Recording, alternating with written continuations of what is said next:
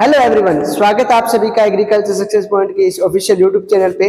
आज अपने एक बहुत ही बढ़िया वैकेंसी की बात करेंगे, ठीक है, जिसके लिए 12वीं वाले भी फॉर्म भर सकते हैं और ग्रेजुएट भी जो है वो भी फॉर्म भर सकते हैं। तो पूरे नोटिफिकेशन पे अपने बात करें। कल जो वीडियो थी उसके अंदर मैंने आपको शॉर्ट के अंदर बताया था, आज अपने पूरे नोटिफिकेशन की बात करी है। और यदि अभी तक चैनल को सब्सक्राइब नहीं किया है तो चैनल को सब्सक्राइब कर लेना और वीडियो को लाइक जरूर कर देना भी। हाँ जी, चलिए बात करते हैं अपने आईएएम के अंदर आई हुई वैकेंसी, जिसको अपने हिंदी में बोलते हैं पशुपालन प्रबंधन संस्थान आईएएम, ठीक है ना। इसको इंग्लिश में क्या बोलेंगे, institute of animal husbandry management, ठीक है। तो इसका ये नोटिफिकेशन आया हुआ है, ये इसकी ऑफिशियल वेबसाइट है, देखो, ठीक है। ये वाली जो इसकी ऑफिशियल वेबसाइट है, इस पे जाके आप आवेदन कर सकते हो, ठीक है। तो ये आवेदन का लिंक जो है वो आपको इस वेबसाइट पे मिल जाएगा। इसके अंदर बात करते हैं अपने पूरी नोटिफिकेशन के अंदर क्या क्या लिखा हुआ है। तो इसके अंदर ये चीज बताया है कि पशुपालकों हेतु उच्च गुणवत्ता वाले मिनरल मिक्सचर जो है, यानी इसके अंदर आपको क्या करना होगा कि जो आहार दिया जाता है पशु को, वो आहार बेचना होगा और उसके साथ साथ पशुओं का बीमा भी करना होगा। इसके अंदर लिखा है कि बीमा सुविधा वो उपलब्ध करवानी होगी, ठीक है। ये जो है पंचायत, तहसील और जिला स्तर पर अलग अलग प्रचार प्रसार के लिए है, ठीक है। उसके बाद में आता है इसके अंदर सबसे इंपॉर्टेंट, इसके बाद में आता है आपका सबसे इंपॉर्टेंट सेवाओं का विवरण, ठीक है। तो इसकी दो पोस्टें आई है, मैंने बताया था कल आपको, डीसीओ और डीसीए, ठीक है। तो इसके अंदर जो आपकी डीसीओ होता है यानी डाइट कंट्रोल ऑफिसर, इसकी टोटल है आपकी 276 पोस्टें। और फिर आता है डीसीए डाइट कंट्रोल असिस्टेंट, इसकी आपकी टोटल 1427 पोस्टें हैं। वेतन की बात करें तो इसके अंदर आपको 35,500 रुपए मिलेंगे और इसके अंदर 28,500 रुपए मिलेंगे। स्टार्टिंग सैलरी आपकी ये रहेगी। इसके बाद में अपने बात करते हैं न्यूनतम शैक्षणिक योग्यता की। तो इसके लिए आपको ग्रेजुएशन चाहिए, यानी आप ग्रेजुएट हो तो आप इसके लिए अप्लाई कर सकते हो। और यदि आहार नियंत्रण सहायक की बात करें तो इसके लिए आपके पास न्यूनतम 12वीं होनी चाहिए, यानी आपके पास 12वीं की मार्कशीट होनी चाहिए, ठीक है। तो जो आपकी डीसीओ है उसके लिए तो आपको ग्रेजुएशन चाहिए और जो डीसीए है उसके लिए आपके पास 12वीं होनी चाहिए। इसके बाद में आता है कार्य क्षेत्र की बात करें तो डीसीओ है वो आपका चलेगा डिस्ट्रिक्ट लेवल पे यानी जिला और तहसील स्तर पर, और ये चलेगा आपके विलेज लेवल पे यानी ग्राम पंचायत जो होती है वहां पर ये होएगा, ठीक है। बाकी आपको पता है 12वीं वाले तो इसके लिए होंगे और ग्रेजुएट डिग्री बड़ी है तो फिर आपको बड़ी जगह ही मिलेगी, यानी डिस्ट्रिक्ट लेवल पे आपको वर्क करना होगा। तो ये टोटल वैकेंसीज के बारे में था। इसके बारे में अपने बात करते हैं, इसमें लिखा हुआ है, हाँ ये देखो इन्होंने स्पष्ट मेंशन किया हुआ है। कई बार इसमें अपने देख लेते हैं कि वैकेंसी कम होगी ज्यादा होगी। देखो इसने लिखा है उपरोक्त सेवाओं की संख्या संस्थान की आवश्यकता अनुसार घटाई या बढ़ाई जा सकती है, मतलब कम भी हो सकती है और बढ़ भी सकती है। कार्य के आंकलन एवं लक्ष्य पूर्ति के आधार पर ही मासिक मानदेय होगा, यानी जैसे आप काम करोगे उस पर ही आपका जो है मासिक वेतन आपको मिलेगा। उसके बाद में अपने बात करते हैं एज लिमिट की। ये इसका ऑफिशियल नोटिफिकेशन है अभी, कि ये बोलते हैं कि ये नहीं है, ठीक है। आयु सीमा की बात करते हैं तो अभ्यर्थी की जो आयु की गणना है वो 1 जनवरी 2025। अब कईयों की ये होता है कि आयु सीमा कब से काउंट की जा रही है, कब से नहीं की जा रही, तो ये पहले मेंशन कर दिया इन्होंने कि 1 जनवरी 2025 तक आपकी एज कितनी हो जानी चाहिए, भी 18 साल हो जानी चाहिए, ठीक है। यदि आप किसके लिए अप्लाई कर रहे हो, डीसीए के लिए। यदि आप डीसीयू के लिए अप्लाई कर रहे हो तो इसके लिए आपकी 1 जनवरी 2025 तक 21 साल उम्र हो जानी चाहिए, ठीक है। इस चीज को अच्छे से दिमाग में रख लेना कि 1 जनवरी 2025 तक आपकी जो एज लिमिट बताई गई है वो उतनी होनी चाहिए। जैसे अपने बात करें आहार नियंत्रण अधिकारी जो होता है उसकी आयु सीमा रखी गई 21 से 45 वर्ष, और जो आपका डाइट कंट्रोल असिस्टेंट है उसके लिए रखेगी 18 से 40 साल। यदि आप 18 साल आपकी एज हो जाती है 1 जनवरी 2025 तक तो आप इस फॉर्म को फिल कर सकते हो, जो बीएससी अभी कर रहे हैं, ठीक है।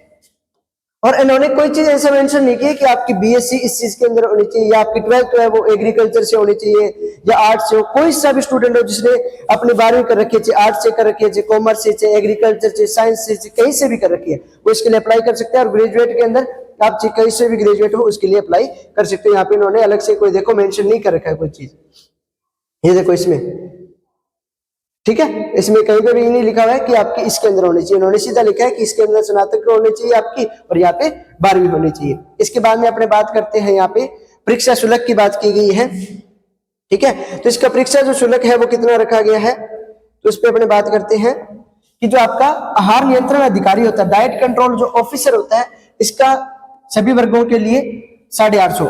अब ये इन्होंने चीज बहुत ही बढ़िया की है, ठीक है ना। ये मेरे को सबसे बढ़िया चीज है, क्योंकि अपने जितने भी एग्जाम देखेंगे ना उसके अंदर क्या होगा, एससी के लिए अलग चार्ज, ओबीसी के लिए अलग, जनरल के लिए अलग, ठीक है ना। इन्होंने कह दिया कि कोई सा भी वर्ग का हो व्यक्ति, चाहे वो एससी कैटेगरी का हो, चाहे जनरल का हो, सभी के लिए परीक्षा शुल्क जो है समान रहेगा।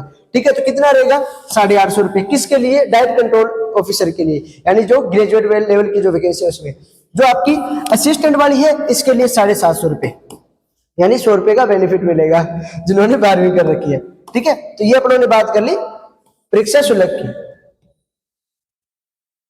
अच्छा, अब यहाँ पे बच्चों के दिमाग में आता है कि सर हम, जैसे मान लो जो ग्रेजुएट है उसके दिमाग में ये भी आता है कि सर हम दोनों एग्जाम के लिए अप्लाई कर सकते हैं क्या, मतलब डीसीओ और डीसीए दोनों के लिए अप्लाई कर सकते हैं। तो हाँ, आप दोनों के लिए अप्लाई कर सकते हो, बट कंडीशन क्या होगी कि दोनों के लिए अलग अलग फॉर्म भरने पड़ेंगे, मतलब परीक्षा शुल्क है वो आपको अलग अलग देना ही पड़ेगा। यही यहाँ पे लिखा हुआ है कि निर्धारित परीक्षा शुल्क का भुगतान अपरिवर्तनीय, मतलब आपको नॉन रिफंडेबल होगा, ये आपको मिलेगा नहीं। ठीक है, समय अवधि में जमा नहीं किया गया, ये तो अलग चीज है। ठीक है, ये तो बताया गया है कि कोई भी अंतिम बात देखना नहीं है, आपके काम के लिए, जो अपने काम की चीज है बस वो पढ़ लेते हैं। उसके बाद में जिम्मेदारी अलग से लाभ, ये तो आप इसमें से पढ़ ही लेना। आहार नियंत्रण अधिकारी की क्या जिम्मेदारियां रहेगी, क्या इसका, हाँ ये सबसे इंपॉर्टेंट है, ये बता देता हूँ मैं। इसके अंदर मिला करेंगे भैया आपको टारगेट, ठीक है ना, तो टारगेट मिला करेंगे। अब टारगेट में कैसे है, जैसे मान लो आप डीसीओ लगते हो, डाइट कंट्रोल ऑफिसर, तो इसके लिए आपको आहार नियंत्रण अधिकारी द्वारा न्यूनतम 1000 पैकेट आपको बेचने पड़ेंगे। और वो पैकेट कितने किलो का आएगा भाई, 5 केजी का आएगा। 5 किलो के आपको 1000 पैकेट बेचने पड़ेंगे। देखो इसमें लिखा हुआ है, पैकेट का जो एक पैकेट का वजन है वो 5 केजी है, वो प्रति माह आपको क्रय विक्रय करना अनिवार्य है, यानी 1000 पैकेट आपको बेचने पड़ेंगे और 5 किलो का एक पैकेट होगा। ठीक है, किसी किसानों को दुर्घटना बीमा भी आपको लाभ दिलाना पड़ेगा, और यदि आप उसका लक्ष्य पूरा नहीं करते हो तो उसके अकॉर्डिंग आपको फिर सैलरी मिलेगी। ठीक है, और ये भी देखो सबसे मेन इंपॉर्टेंट चीज क्या होती है कि इंक्रीमेंट कितना लगेगा ना, वो चीज होती है। वो देखो इसमें लिखा हुआ है कि जो भी आपका वेतन है उसके अंदर हर साल कितना % बढ़ोतरी होगी भी, प्रतिवर्ष लिखा हुआ है, प्रतिवर्ष जो है 10%, तो 35,500 का 10% कितना हो गया, 3550। ठीक है, 3500 रुपये आपके हर साल इंक्रीमेंट लगेगा भाई, जो डीसीओ की पोस्ट पे रहेंगे। ये इनके अधिकार है, इनको पढ़ लेना भाई अच्छे से। फिर आता है आहार नियंत्रण सहायक, जो 12वीं वाले फॉर्म भर सकते हैं, उनकी जिम्मेदारियां ये है।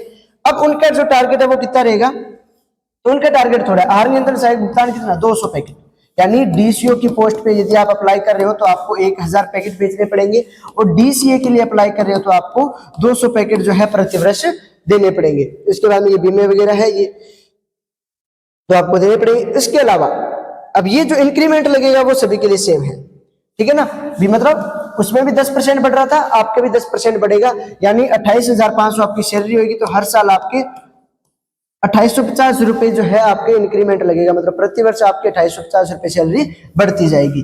ठीक है, फिर है नोट। अच्छा, जो चीज नोट दी होती है उसको तो अच्छे से पढ़ना जरूरी है। संस्थान द्वारा निर्धारित लक्ष्य पूरा न होने की स्थिति में मासिक मानदेय में अनुपातिक कटौती की जाएगी। सेवा कोड, ये कोड है, ये दोनों के लिए है। ठीक है ना, मतलब आपके यदि टारगेट पूरा नहीं होता है, सीधी सी बात है भैया, टारगेट पूरा करना पड़ेगा। टारगेट पूरा नहीं होता है तो आपके कटौती की जाएगी सैलरी के अंदर। फिर संस्थान के उत्पाद वितरण, ये क्या है, विवरण, ये तो इसका प्रोडक्ट के बारे में बताया कि इसका संस्थान का पूरा नाम क्या है, आईएम का। फिर ठीक है, उत्पाद का क्या नाम होगा, उत्पाद का वर्ग क्या है, उपयोग इसका क्या कर सकते हैं, लाभ क्या है इसके। ठीक है, खुराक सुबह कितनी देनी है, 50 ग्राम, और शाम को भी 50 ग्राम देनी है। एमआरपी इतनी होगी, और अच्छा ये भी समझा ही देता हूँ, इसका एमआरपी 950 है, लेकिन आपको 47% का डिस्काउंट मिलेगा, यानी 500 रुपए प्रति पैकेट मिलेंगे आपको। अब ऐसा तो है नहीं कि अपनों ने 500 का लेके 600 का बेचना है, 950 प्रिंट है, 700 का बेचना है। इन्होंने अपने गवर्नमेंट जॉब लगे, अब प्राइवेट के अंदर होता है वो ऊपर नीचे कर सकते हैं अपने, लेकिन ये गवर्नमेंट वैकेंसी अपनी, तो इसके अंदर क्या इन्होंने क्या कर दिया, पहले ही आपको 47% का डिस्काउंट देके आपके पास जो पैकेट आएगा वो 500 रुपए का ही आएगा। ठीक है, आपको 500 रुपए का मिलेगा, और आगे भी आपने 500 रुपए का ही देना है ये प्रोडक्ट। ठीक है ना, इसके अंदर आप कम ज्यादा नहीं कर सकते। ये देखो इन्होंने लिखा हुआ भी है, उक्त उत्पाद संस्थान द्वारा अधिकृत उत्पाद केंद्रों पर 47% विशेष छूट के साथ उपलब्ध कराया जाएगा, यानी पहले ही इन्होंने छूट दे दी। ये आवेदन की प्रक्रिया ये अपने देख लेते हैं, सिलेबस के बारे में सारा डिस्कस करेंगे भी अपने।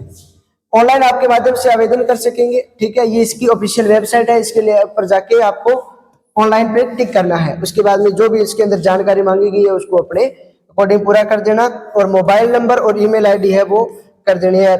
ईमेल आईडी और मोबाइल नंबर आपको सही सही देने हैं, ठीक है। उसके बाद में लिखा हुआ है ये पृथक, अच्छा हाँ, ये जो मैं अभी आपको बता रहा था ना कि अलग अलग के लिए वैकेंसी के लिए अप्लाई कर सकते हो, तो वो ये रहा।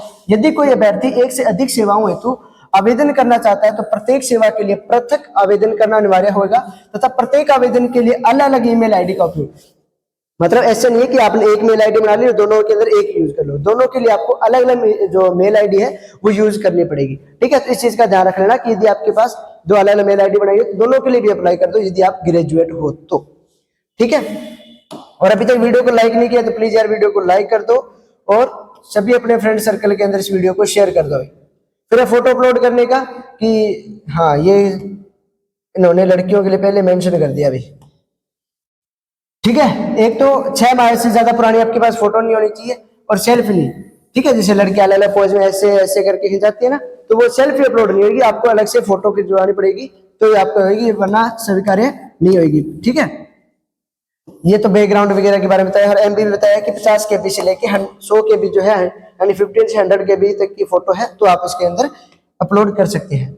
ये देखो ये चश्मिश के लिए भी है, यदि चश्मा पहनते हैं तो फोटो में साधारण चश्मा स्वीकार है, परंतु धूप का चश्मा या चमक वाली फोटो मान्य नहीं होगी। यानी कि चश्मा पहनते हैं ना तो इसके अंदर अलग अलग आते हैं, तो नॉर्मल जो व्हाइट वाले ग्लास होते हैं वो आपके उसके अंदर फोटो है तो वो चल जाएगी, दूसरी नहीं होगी, ठीक है। उसके बाद में आता है सिग्नेचर का, तो इसका आप देख सकते हो 20 से 50 KB के बीच में होने चाहिए। हाँ, अभी इसका नोट दिया वो भी पढ़ लेते हैं। अभ्यर्थियों से निवेदन है कि वे आवेदन करने से पूर्व संपूर्ण विज्ञापन ध्यानपूर्वक पढ़े एवं दिशा निर्देशों का पालन करें। किसी भी त्रुटि की स्थिति में अभ्यर्थी स्वयं उत्तरदायी होगा, यानी इन्होंने पहले हाथ खड़े कर लिए कि हमारी तरफ से कोई जिम्मेदारी नहीं रहेगी, आपको अपने अकॉर्डिंग फॉर्म भरना है। समय सारणी की बात करें तो ये तो सबसे इंपॉर्टेंट अभी अपने लिए है ना। तो आवेदन भरने की जो प्रारंभ तिथि है वो 18 दिसंबर से शुरू हो चुका था आपका फॉर्म, ठीक है। और लास्ट जो तिथि है वो आपकी 10 जनवरी है, ठीक है। 10 जनवरी तक आप इसका फॉर्म भर सकते हो। ऑनलाइन परीक्षा शुल्क जमा कराने की तिथि भी 10 जनवरी है, 5:30 बजे तक आप करा सकते हो। 5:30 बजे अब कई होते हैं नहीं यार मैं 6-7 बजे करा के आऊंगा शाम को, तो ध्यान रख लेना अभी टाइम भी दिया है, 5:30 बजे के बाद फॉर्म नहीं भरा जाएगा। उसके बाद में है ऑनलाइन परीक्षा की संभावित तिथि, बीच में लाइट चली गई थी, अपने यहाँ से पूरा करते हैं, ठीक है। तो विज्ञापन की जो अंतिम तिथि है उसके 1 माह पश्चात आपके अभ्यर्थी के रजिस्टर्ड ईमेल आईडी पर भेजी जाएगी, यानी जो एग्जाम डेट है वो आपके यानी फॉर्म भरने के 1 महीने बाद यानी फरवरी के बाद ही आपके पास नोटिफिकेशन आ जाएगा कि एग्जाम कब होना है और कब नहीं। फिर उसके बाद में ये कुछ इंफॉर्मेशन दी हुई है कि परीक्षा हेतु दिशा निर्देश, ये तो तुम लोग पढ़ सकते हो यहाँ पे कैसे रोल नंबर आएगा। हाँ, ये देख लो कि अभ्यर्थी को परीक्षा प्रारंभ करने से पूर्व हिंदी अथवा अंग्रेजी भाषा में से किसी एक भाषा का चयन करना होगा, ठीक है ना। मतलब आप हिंदी और इंग्लिश दोनों में के अंदर पेपर आएगा, जो आप सिलेक्ट करोगे इसके अंदर फिर आपका पेपर चलेगा। ये परीक्षा परिणाम है 24 घंटे के भीतर रजिस्टर ईमेल आईडी, परीक्षा समाप्ति के 24 घंटे के भीतर ही आपके पास मेल आ जाएगी कि कब आपका होना है पेपर। उसके बाद में आता है ये एग्जाम पैटर्न जो सबसे इंपॉर्टेंट है, ठीक है ना। एग्जाम पैटर्न और सिलेबस, अच्छा इसके अंदर जो एग्जाम पैटर्न और सिलेबस है, परीक्षा मतलब आपका जो एग्जाम है वो एक तो ऑनलाइन रहेगा, ठीक है, ऑफलाइन नहीं होगा, ऑनलाइन ही आपका एग्जाम होगा। दूसरी चीज क्या ध्यान रखनी है कि दोनों के लिए सेम सिलेबस है। परीक्षा के 2 भाग होंगे, एक तो आपकी ऑनलाइन परीक्षा होगी जो 60 नंबर की होगी, और साक्षात्कार है यानी आपका इंटरव्यू भी होगा। अब कई बच्चों को ये भी दिक्कत रहती है कि इंटरव्यू है या नहीं है, तो ध्यान रख लेना इंटरव्यू इसके अंदर है, 40 नंबर का आपका इंटरव्यू भी होगा। उसके बाद में जो आपकी ऑनलाइन परीक्षा होनी है वो कैसे कैसे होगी और उसका सिलेबस क्या है वो भी देख लेते हैं। तो ऑनलाइन परीक्षा में आपके कुल अंक 60 होंगे, 60 आपके मल्टीपल ऑब्जेक्टिव क्वेश्चन आएंगे, ठीक है। और एक क्वेश्चन 1 नंबर का होगा, मतलब 60 नंबर की तो ये थ्योरी आएगी आपके, जिसके लिए आपको 60% मार्क्स लाने जरूरी है। यदि आपकी 60% क्वालिफाइंग करते हो तो आप इसके लिए, ठीक है, क्वालिफाई होगी, यानी 60% का मतलब हो गया 36 नंबर, ठीक है। समय सीमा जो है वो 30 मिनट, यानी 30 मिनट के अंदर आपको कितने क्वेश्चन करने हैं अभी 60 क्वेश्चन करने हैं। नेगेटिव मार्किंग नहीं है, सबसे इंपॉर्टेंट नेगेटिव मार्किंग नहीं है, सारे क्वेश्चन करने उन्होंने स्पष्ट कहा है, सभी प्रश्नों के उत्तर देना जरूरी है। और ये देखो जब बच्चों को सबसे ज्यादा रहता है कि सर कोई आरक्षण वगैरह तो नहीं है ना, इन्होंने स्पष्ट लिखा है कोई भी आरक्षण नहीं है किसी भी पोस्ट के लिए, ठीक है। मतलब इसके परीक्षा के अंदर सारे के सारे एक समान रहेंगे। इंटरव्यू के अंदर बात करें तो 40 नंबर का आपका इंटरव्यू रहेगा, और आपकी मौखिक परीक्षा होगी, प्रपत्र होगा, उसके अंदर 24 नंबर आपको चाहिए, ठीक है ना। 60% मार्क्स इसके अंदर भी चाहिए। टोटल मिला के आपके 100 नंबर का हो जाएगा इंटरव्यू और जो आपका एग्जाम है, ठीक है। उसके बाद में बात करते हैं अपने सिलेबस की। ये आपका सिलेबस रहा देखो, और सिलेबस के अंदर भी ज्यादा टॉपिक नहीं है, बिल्कुल कम टॉपिक है। एनिमल हस्बेंड्री की बात करें, एनिमल हस्बेंड्री में आपको क्या पढ़ना है, पशुपालन से संबंधित सामान्य जानकारी, यानी नॉर्मल जो अपने बोल सकते हैं टर्मिनोलॉजी है वो भी आपको पता होनी चाहिए। उसके बाद में सामान्य खनिज और पोषण संबंधी समस्याएं, खनिज मिश्रण और उसके लाभ, चारे के प्रकार और उनके उपयोग, यानी 4 टॉपिक है आपकी सिर्फ, और 10 क्वेश्चन आएंगे इससे। उसके बाद में हिंदी के अंदर बात करें, प्रायवाची शब्द, समास, समास के भेद, विग्रह और समासिक पदों की रचना, मुहावरे, शब्द श्रुति और वाक्यांश के लिए एक सार्थक शब्द, यानी इसमें भी आपके कितने टॉपिक है, टोटल 5 टॉपिक है, इसमें 4 टॉपिक है, ठीक है ना। सिलेबस ज्यादा नहीं है। उसके बाद मैथ भी है आपके, यानी इसमें सिलेबस खूब है भी इसका। वैसे मतलब सब्जेक्ट की बात करें तो ज्यादा है, वैसे नहीं है आपका सब्जेक्ट के अंदर। सब्जेक्ट मैथमेटिक्स में परसेंटेज है, प्रॉफिट एंड लॉस है, एवरेज है, सिंप्लीफिकेशन है और रेशियो है, 5 ही टॉपिक इसके अंदर है आपके। लॉजिकल एबिलिटी भी है, coding decoding, number series, blood relation, direction sense test और एनालॉजी, बिल्कुल इजी से टॉपिक आपके इसमें भी 5 है। सभी के 10-10 क्वेश्चन आएंगे भी, 6 सब्जेक्ट है, 6 के 10-10 क्वेश्चन आएंगे तो 60 क्वेश्चन हो गए आपके। उसके बाद में करंट अफेयर्स भी है आपका, राष्ट्रीय और राज्य स्तरीय दोनों ही आपको पता होने चाहिए, स्टेट लेवल और नेशनल दोनों ही आपको पता होने चाहिए। और लास्ट आपका है कंप्यूटर, ठीक है। कंप्यूटर के मूल सिद्धांत यानी फंडामेंटल्स हैं जो आप बीएससी के अंदर पढ़ते हो, वो भी है। इनपुट और output device, MS office, computer abbreviations यानी कंप्यूटर संक्षिप्तीकरण और कंप्यूटर का इतिहास, 10 क्वेश्चन। इतिहास के अंदर तो सिर्फ 5 क्वेश्चन तो सबसे इंपॉर्टेंट बनते हैं, उन्हीं में से पूछा जाता है सबसे ज्यादा, ठीक है। उसके बाद में आपका है संस्थान के बारे में, संस्थान के बारे में हमने पढ़ना भी नहीं, ठीक है ना। ये इनकी ऑफिशियल साइट है, इस पे जाके आप अपना फॉर्म भर सकते हो। तो ये आपका नोटिफिकेशन था। आई होप कि आप सभी को जानकारियां सारी मिल चुकी होगी। इसके अलावा भी आपका कोई डाउट रहता है इस जॉब से रिलेटेड तो आप कमेंट बॉक्स में लिख देना, आपका वो भी डाउट क्लियर किया जाएगा। और वीडियो को लाइक नहीं किया तो वीडियो को लाइक कर देना। चैनल पे पहली बार आए तो चैनल को सब्सक्राइब करना, क्योंकि इस चैनल पे आपको ऐसी इंफॉर्मेटिव वीडियोस मिलती रहेगी। Thank you.